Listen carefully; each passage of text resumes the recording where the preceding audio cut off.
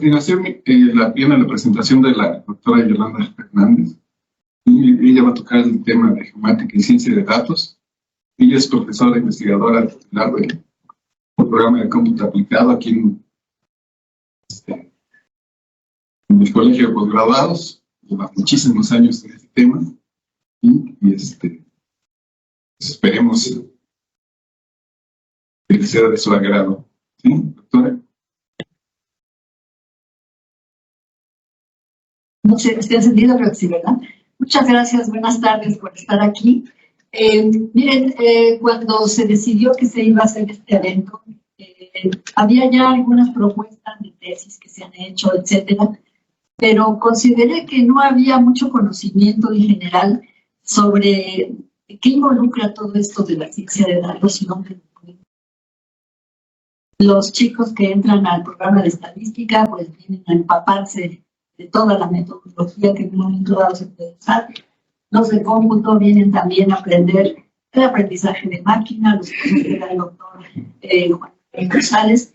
Pero decimos, bueno, y ahora me estaba comentando hace poco el doctor José Arenas, que va a ser conferencista magistral. Sí. De un laboratorio que tienen en el Politécnico, en el Centro de Investigación en Computación, el SIC, en donde me dice el doctor, pues ahí los chicos sufren aprendiendo un montón de cosas. Dicen, ¿y luego ahora qué hago con eso? Y bueno, ya vimos en la ponencia del doctor Crosa, alguna de las aplicaciones, pero las aplicaciones son amplísimas, ¿no? O sea, la ciencia de datos involucra dos partes, o sea, ¿qué es lo que vamos a trabajar? ¿Con qué datos? ¿Para qué? Y cuáles son las maneras de utilizarlos, ¿no? Entonces, la plática que les voy a dar es más bien desde ese punto de vista general, ¿sí? No vamos a entrar en muchos detalles. Ahora se habla de la ciencia de datos como el cuarto paradigma de la ciencia, ¿sí? Incluso hay por ahí un libro que ahí lo tienen ustedes, y nos dice cómo ha evolucionado la ciencia, ¿no? Muchos años fue de manera empírica, ¿verdad? Luego muchos años con las partes teóricas de lo que es la ciencia, y ahora con la computación dicen, y ahora le puedes preguntar al mundo, ¿no? Where is the world? O sea, ¿y qué le vas a preguntar? Pues esa es la parte de interés, ¿verdad? ¿Qué le vamos a preguntar? ¿Cómo abordamos problemas de genómica? ¿Cómo abordamos problemas de control de tráfico? ¿Cómo funcionan los celulares, las redes sociales, etcétera? ¿Verdad? Y por eso ahora se habla de lo que es la ciencia de datos o la ciencia electrónica, ¿no? Nos dicen, pues puedes descargar el mundo en esto. Entonces, ¿qué cosa es la ciencia de datos? Rápidamente es un campo multidisciplinario, ¿sí? No es una sola área en donde nosotros podamos decir, estamos trabajando con esto. ¿Qué cosa es lo que involucra? Métodos científicos, procesos, sistemas para obtener conocimiento a partir de ellos, ¿verdad? ¿Y qué tipo de datos son? ¿Estructurados, no estructurados? Datos estructurados, pues los conocemos, los que tenemos en archivos de formato conocido, y en los no estructurados, pues, por ejemplo, lo que ocurre en la interacción con las redes sociales, ¿no? Los mensajes que intercambiamos, pues no tienen una estructura precisa, ¿verdad? Entonces, la ciencia de datos es un concepto que unifica, ya por eso lo he subrayado, unifica estadísticas, análisis de datos, aprendizaje automático, ya vimos algo de esto con el doctor Crosa. ¿Para qué? Y la parte importante es que todo esto está relacionado con datos, ¿verdad? Entonces son cúmulos de datos. ¿Qué dicen? Ya, ok. Datos estructurados, le decimos cuáles son. Datos no estructurados, por ejemplo, los que aparecen en mensajes de correo electrónico, ¿verdad? Hay algunas, se hizo una tesis hace poco aquí, donde un chico decía, trabajaba en una empresa donde dijeron, queremos que analices los correos electrónicos que salen de esta empresa y nos digas si está habiendo fugas de información de la empresa, a partir de analizar los correos electrónicos. Y ahí están, ahí tienes una cantidad gigantesca de los correos que han salido, pues analízalos y dinos si hay algo allí. Entonces son los ejemplos de los datos no estructurados. Lo que se ve con el lenguaje natural, como decíamos, lo que usamos en las conversaciones telefónicas, lo que usamos en el WhatsApp en forma escrita, etcétera. y audios, videos, imágenes, ya nos comentó el doctor Crosa también, una cantidad muy grande de información que podemos tener para distintas aplicaciones. ¿Esto qué es lo que ha originado? Una masividad de datos, ¿no? Los famosos Big Data, y tenemos allí pues una tablita, ¿verdad? Lo que empieza todo el mundo conociendo son los bytes, ¿verdad? Kilobytes, megabytes, y si ustedes se fijan hasta abajo están ya los yottabytes, ¿verdad? 1024 a la potencia 8. O sea, son cúmulos de datos muy grandes que requieren tratamientos especiales, digamos, primero para ver de qué se tratan esos datos, cómo los organizamos, cómo en un momento dado los vamos a analizar, ¿verdad? Entonces, hay una gráfica que es interesante, allí a la derecha, donde dice cómo han crecido los datos y cómo han crecido los expertos analistas, el número de expertos analistas en datos. O sea que a nivel mundial hay una demanda muy amplia de gente que diga, quiero aplicar ciencia de datos. Y pues ahí están los datos y a ver cómo puedes sacar información de ahí. ¿Para qué? Para muchas opciones, ¿verdad? Las organizaciones que están muy interesadas en esto, pues son, por ejemplo, las que estudian las tendencias de patrones de compra de los usuarios, pongamos, por ejemplo, Walmart, qué cantidad de datos captan, pues todo lo que leen en las terminales, ¿verdad? Y de ahí pueden sacar, si tienen un análisis de datos bien orientado, pues cuáles son los productos que más se venden, qué es lo que la gente compra, un producto junto al otro, quién lo compra, a qué hora, etcétera, y con base en eso, pues orientar sus políticas. Y esa es una de las áreas que tiene mucha demanda, pero hay muchas otras, ya vimos en las áreas científicas, en otras que necesitan también ciencia de datos y que tenemos que abordar con distintos enfoques, ¿verdad? O sea, ¿qué es lo que hace un científico de datos? Hay proyectos de ciencia de datos, idealmente hay distintos roles de la gente, ¿verdad? Está el científico de datos, que es el que justamente reúne los datos y selecciona algoritmos y modelos de aprendizaje de máquina, como ya se comentó, entre otras cosas que se hacen.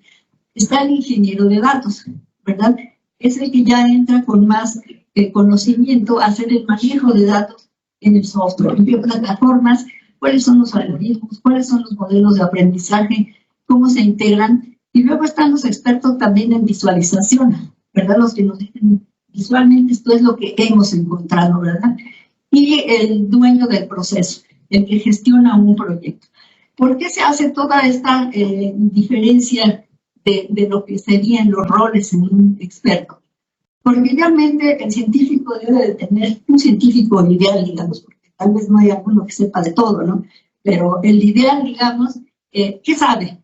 Sabe matemáticas, sabe análisis de datos, y del lado de derecho está nuevo, ¿verdad? Sabe lo que es aprendizaje por computadora, sabe también de ingeniería de software, porque todo esto en un momento dado tiene que integrarse dentro de un proyecto, que digamos sería un magno proyecto, un maxi proyecto, no tanto, pero al menos las ideas en una tesis tienen que en un momento dado contemplar estas partes, ¿verdad? En la parte de aprendizaje de máquina, pues están algunos algoritmos que algunos chicos aquí en el colegio ya los han utilizado, el Random Forest, el Super Vector Machine, no supervisados, el K-means, etcétera, ¿sí?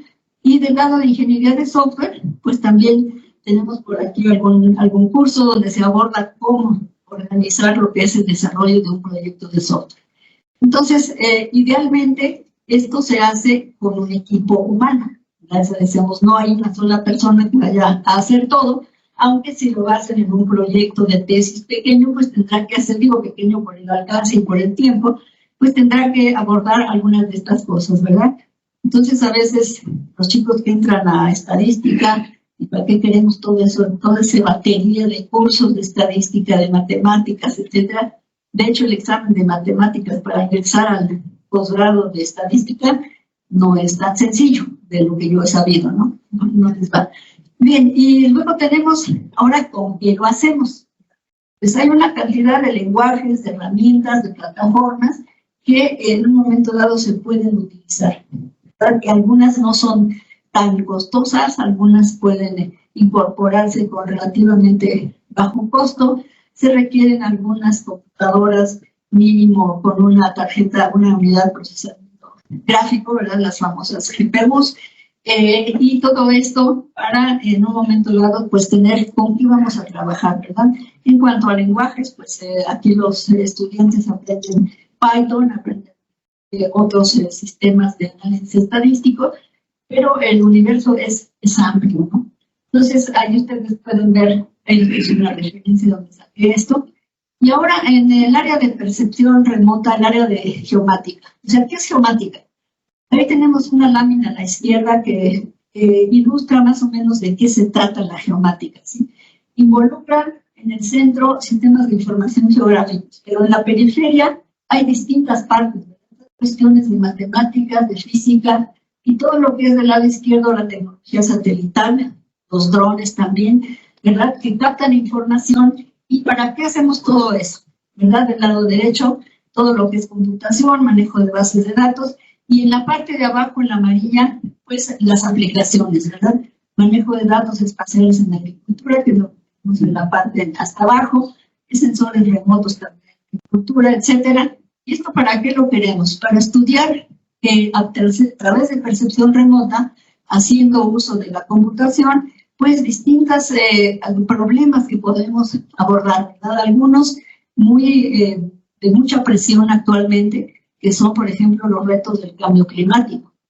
¿Cómo va a estar afectando esto en un momento dado, pues en particular, no nada más a la agricultura, sino incluso a los movimientos de poblaciones y otras cuestiones que tienen que ver con esto?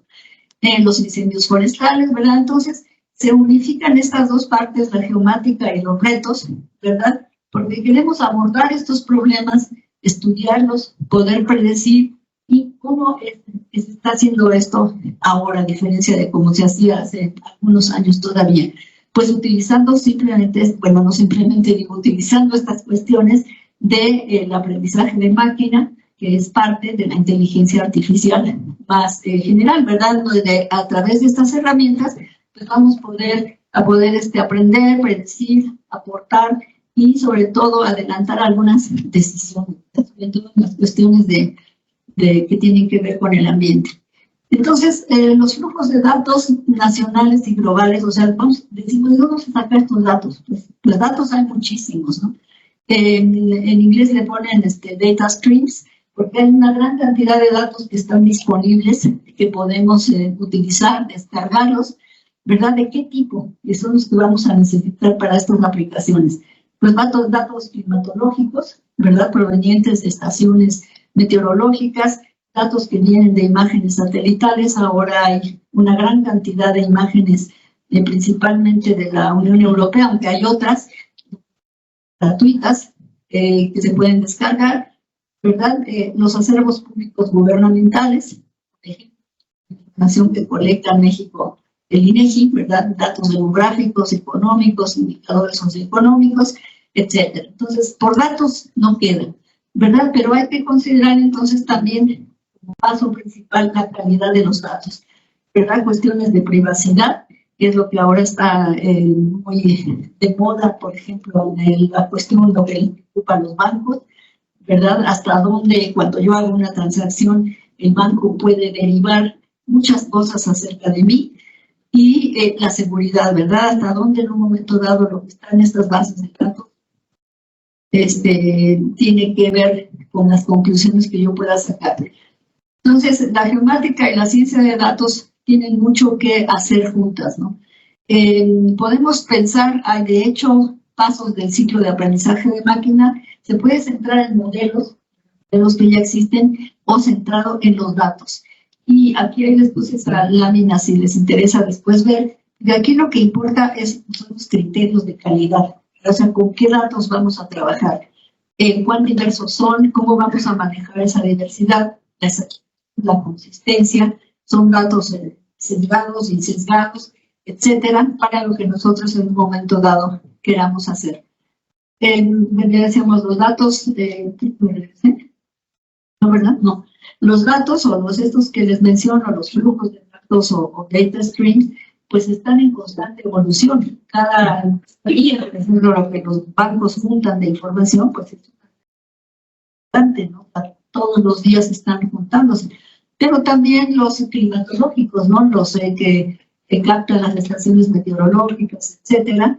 Y entonces es importante esto. Hay una liga también ahí de donde se puede encontrar más información de estos flujos de datos, ¿verdad? A través de los archivos que manejan en Europa, en la organización está Copérnicos.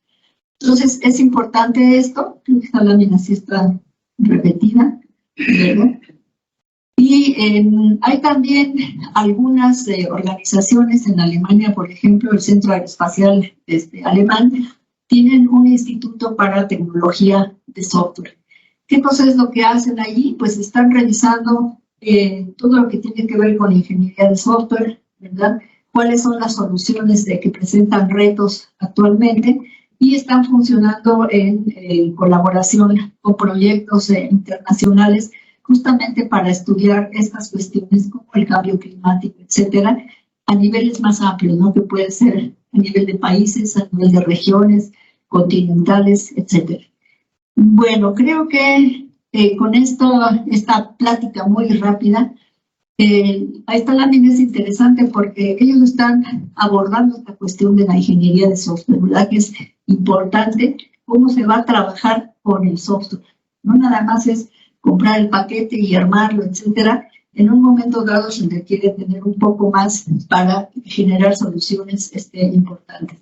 Y estas personas del centro alemán pues desarrollan también soluciones computacionales y participan en proyectos, como les mencionaba, que puede ser interesante revisar, ¿no? Para tener un panorama un poco más amplio, más general, pero que es importante porque a nivel a veces de los cursos, pues los chicos se pierden, ¿no? Sean cursos algo muy rápido, hay que revisar esto, y terminan, pasan, sacan 10 o pasan, pero dicen, ¿y ahora qué hago con esto, no? Entonces, para saber qué hacen con eso, pues el espectro es muy amplio y en la parte de geomática que tiene que ver con conocimiento de lo que está sucediendo sobre la superficie de la Tierra, pues es una parte muy importante, ¿sí? Aquí tenemos un laboratorio de geomática en el colegio que desafortunadamente por falta de financiamiento pues no está funcionando muy bien. O sea, tenemos ahí algunas máquinas para las cuales no hemos podido adquirir algunas cosas que se necesitan, pero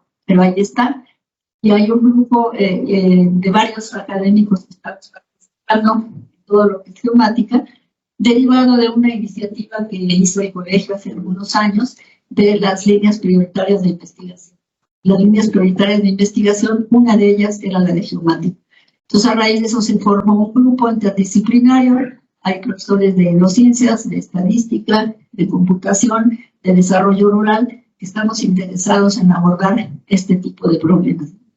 Pues esa es la presentación. Muchas gracias. ¿Tienen preguntas, comentarios? Gracias.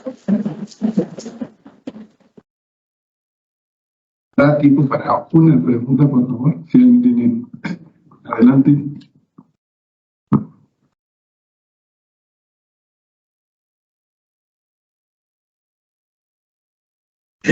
Gracias.